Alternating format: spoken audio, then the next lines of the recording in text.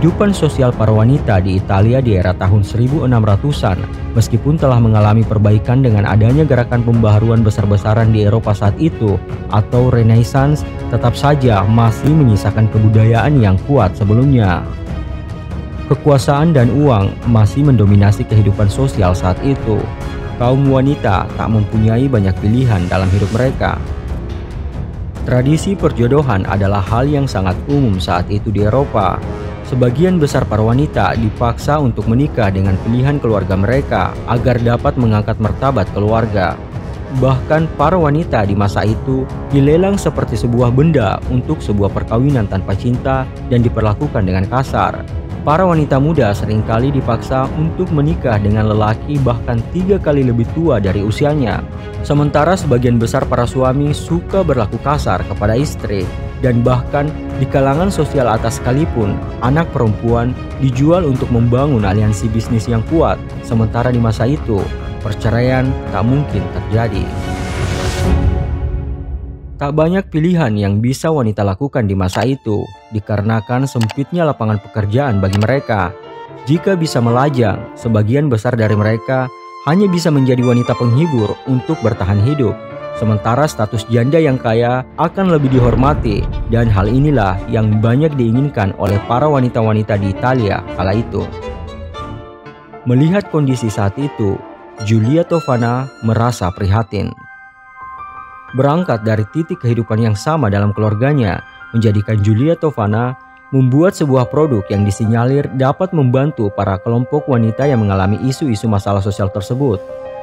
Produk tersebut diberi nama Aqua Tovana. Oleh Giulia memperkenalkan produknya sebagai produk kosmetik yang tentu akan disimpan bersama dengan kosmetik umum lainnya. Tentu tak ada kecurigaan atas produk Aqua Tovana tersebut sebelum akhirnya di tahun 1650-an komposisi kosmetik Giulia terbongkar dan telah memakan korban sekitar 600 lelaki dalam kurun waktu selama 18 tahun. Siapakah sebenarnya Giulia Tovana dan produk apakah yang dia pasarkan? Meskipun informasi tentang Giulia Tovana sangat minim, namun Giulia diketahui lahir di Sicily, Palermo, Italia sekitar tahun 1620 dari seorang ibu bernama Stefania de Adamo, yang saat itu ibunya diketahui bekerja sebagai peracik obat yang membuat berbagai macam obat tradisional herbal.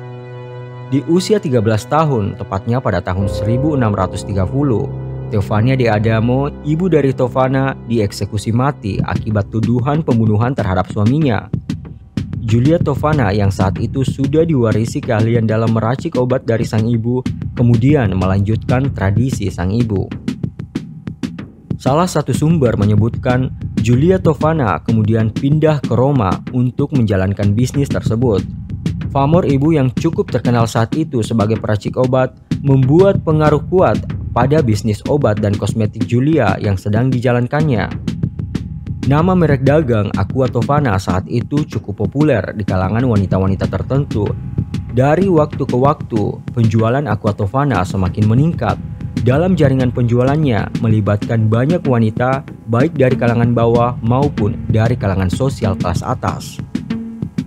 Namun, apa sebenarnya komposisi dari Aqua Tovana?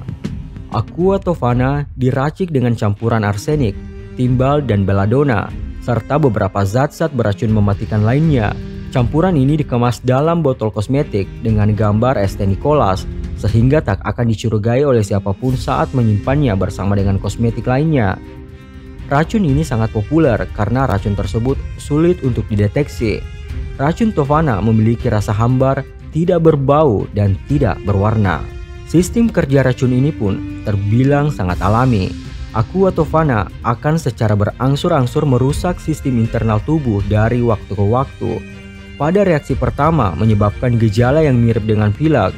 Pemberian Aqua Tovana selanjutnya akan memicu sakit perut, muntah dan diare. Dan dosis selanjutnya akan membuat korban menderita sakit yang sangat parah secara alami. Dan tak lama berselang, korban pun akan meninggal sehingga para korban akan didiagnosa meninggal secara alami akibat penyakit. Pada abad pertengahan hingga masa Renaissance, penggunaan racun untuk membunuh memang sangat populer di Eropa di masa itu, dan banyak peracik racun profesional yang memasarkan produknya di pasar gelap. Nama Tovana sendiri diambil dari nama sang ibu, yakni Teofania de Adamo, yang telah terkenal di Italia sebagai peramu herbal dan racun profesional di masanya, sehingga orang akan percaya jika Aqua Tovana adalah produk terbaik yang ada di pasaran. Para wanita-wanita korban kekerasan dalam rumah tangga yang datang kepada Julia kemudian akan diberikan ramuan ini untuk melenyapkan suami-suami jahat tersebut. Dan inilah target penjualan produk Aqua Tovana, menyisir pernikahan-pernikahan yang tidak bahagia dan ingin melenyapkan suami mereka, karena bagi wanita Italia di era tersebut, menjadi janda yang kaya jauh lebih baik dibanding hidup di jalanan atau hidup dalam kekerasan rumah tangga. Julia Tovana bahkan dianggap sebagai pahlawan bagi sebagian kalangan yang telah menggunakan produknya. Tapi tentu hal ini bertolak belakang dengan tatanan hukum yang berlaku di masa itu. Tindakan Julia akan tetap dianggap sebagai kriminal karena telah membantu banyak wanita membunuh para suami. Selama bertahun-tahun, praktik bisnis gelap tersebut tertutup rapat-rapat, hingga akhirnya di awal tahun 1650-an, seorang pelanggan Aqua Tovana menggunakan produk tersebut untuk melenyapkan suaminya. Cairan tersebut kemudian dicampurkan ke dalam sup. Sesaat setelah sang suami memakan sup tersebut, sang istri kemudian tiba-tiba berubah pikiran dan melarang suaminya untuk memakan sup tersebut. Kecurigaan suaminya membuat praktek penjualan Aqua Tovana terbongkar saat itu. Meskipun banyak pihak yang mencoba melindungi Julia dari tuntutan hukum akibat perbuatannya, namun berkembangnya isu bahwa Julia telah meracuni air di sekitaran Roma, membuat penegak hukum menyeret paksa Julia yang saat itu disebutkan bersembunyi di dalam sebuah gereja. Dari pemeriksaan Julia, kemudian terungkap sebuah pengakuan yang sangat mengejutkan. Ia mengakui terlibat dalam kematian sekitar 600 lelaki di Roma dari tahun 1633 hingga 1651 dengan ramuannya. Dan pada bulan Juli tahun 1659, Tovana dieksekusi bersama putrinya Girolama Spera yang juga terlibat dalam penjualan racun Aqua Tovana serta 3 pembantunya. Setelah kematiannya, tubuhnya kemudian dilemparkan ke atas tembok gereja yang telah memberinya perlindungan dalam kejahatannya. Sejak kejadian itu, isu-isu tentang racun Aqua Tovana dipercaya masih beredar di masyarakat Italia bahkan setelah kematian Julia Tovana. Salah satu isu bahwa Aqua Tovana dipercaya masih beredar setelah kematian dari salah satu komposer ternama di Italia bernama Wolfgang Amadeus Mozart. Saat itu, dia mulai menderita penyakit yang tidak dapat dijelaskan pada tahun 1791 pada usia 35 tahun. Sebelum kematiannya, dia sempat menulis sebuah kalimat, "Saya yakin saya telah diracuni," tulis Mozart.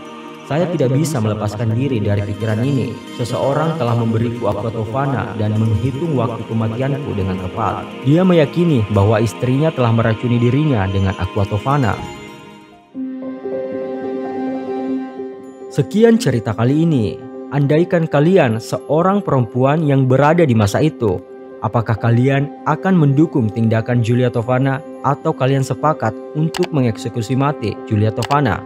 Tinggalkan komentar kalian di bawah. Jangan lupa subscribe dan like video ini jika kalian suka. Saya Adi Milio, sampai jumpa di video selanjutnya.